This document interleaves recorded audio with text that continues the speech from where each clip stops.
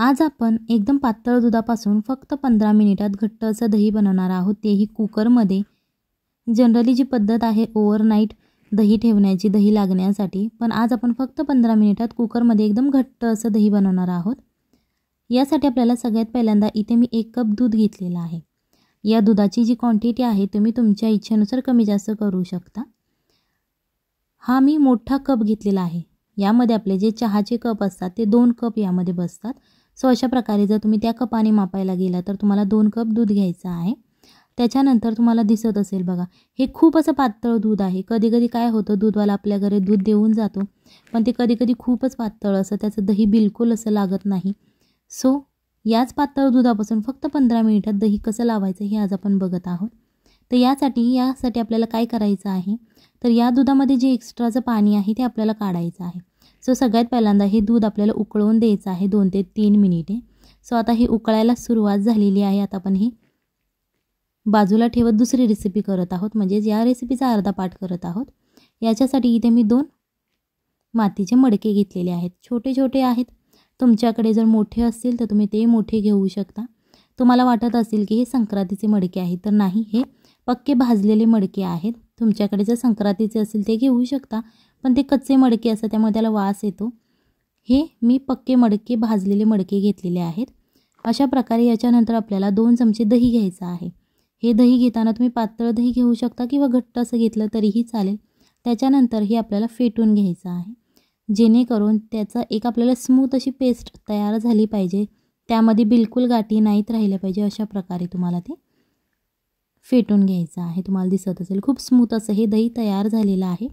याच्यानंतर आपण जी 2 मडकी घेतलेली आहे, त्याच्यानंतर इथे आपल्याला एक ब्रश घ्यायचा आहे, जो आपण तेल लावण्यासाठी वापरतो तो हा ब्रश आहे। त्याच्यानंतर हा जो ब्रश आहे तो आपल्याला दह्यामध्ये डीप करायचा आहे। डीप करायचा आहे म्हणजे दही त्या ब्रशला लावून घ्यायचा आहे। दही लावून झाल्यानंतर तो जो ब्रश आहे तो या मडक्यांच्या आतल्या बाजूला फिरवून घ्यायचा आहे।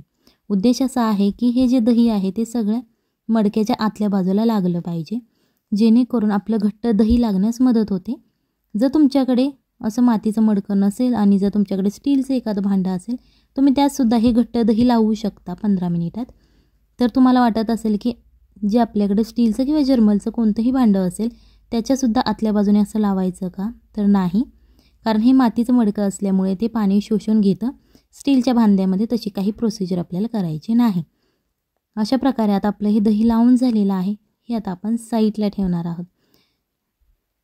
तुम्हाला दिसत असेल बघा, खूप छान असं आपण दह्याने ते ग्रीस केलेलं आहे। इथे आता 3 ते 4 मिनिटे झालेली आहेत आणि जे या दुधामध्ये एक्स्ट्राचं पाणी होतं ते निघून जायला सुरुवात झालेली आहे।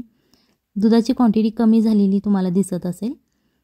ही रेसिपी एकदा नक्की घरी ट्राय करा, आपल्या फॅमिलीला खाऊ घाला आणि मग मला कमेंटमध्ये सांगा कशी झाली होती। अशा प्रकारे आता हे दूध आपलं एकदम आटलेलं आहे, म्हणजे त्यामधलं जे एक्स्ट्राचं पाणी होतं ते निघून गेलेलं आहे। याच्यानंतर आपल्याला हा गॅस बंद करायचा आहे।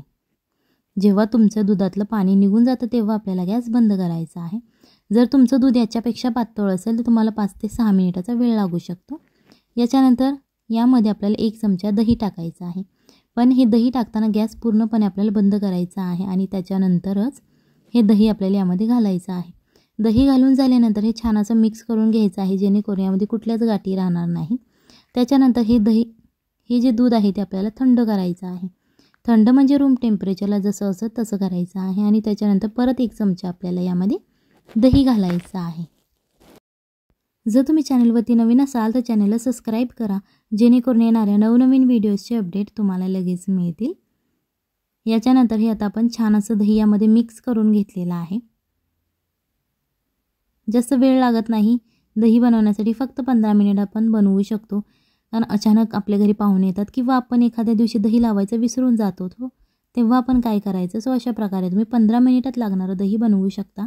याच्यानंतर हा जो मटका आहे त्यामध्ये आपण दही लावून घेतलं होतं, तुम्हाला दिसत असेल बघा। अशा प्रकारे ते जे दह्यामधलं पाणी होतं ते मटक्याने शोषून घेतलेलं आहे।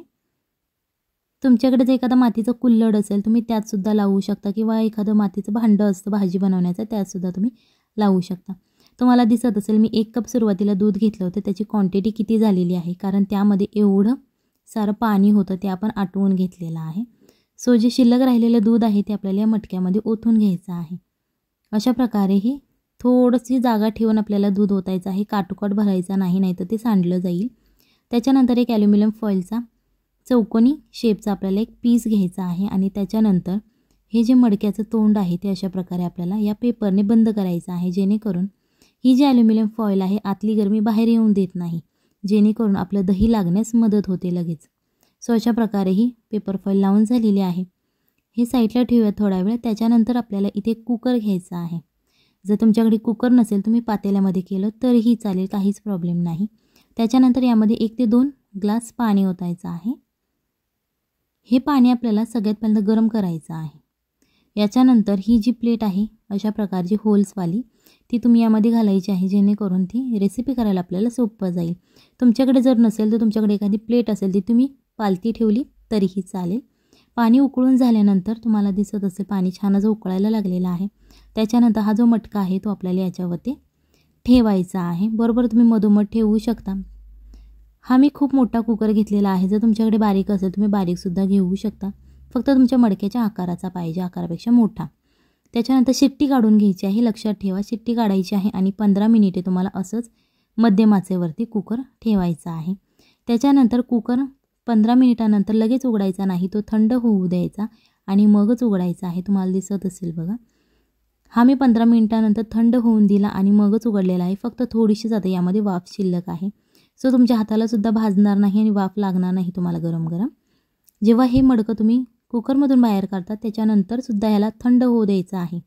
जसं रूम टेम्परेचर असं त्याप्रमाणे तुम्हाला हे थंड करायचं आहे आणि मगच तुम्ही यातलं दही काढायचं आहे. कारण गरम गरम तुम्ही दही काढायला गेलात ना तर ते एकदम पाण्यासारखं तुम्हाला निघून येईल. सो ते थंड करूनच काढायचं आहे, जेणेकरून ते छान असं सेट झालेलं असतं.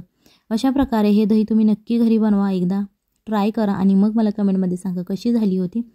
सो ही रेसिपी सगळ्यांना आवडेल अशी ही रेसिपी आहे. सो चला तर मग लाईक, शेअर आणि कमेंट करा. चला तर मग भेटूयात पुढच्या रेसिपीमध्ये. तोपर्यंत बाय.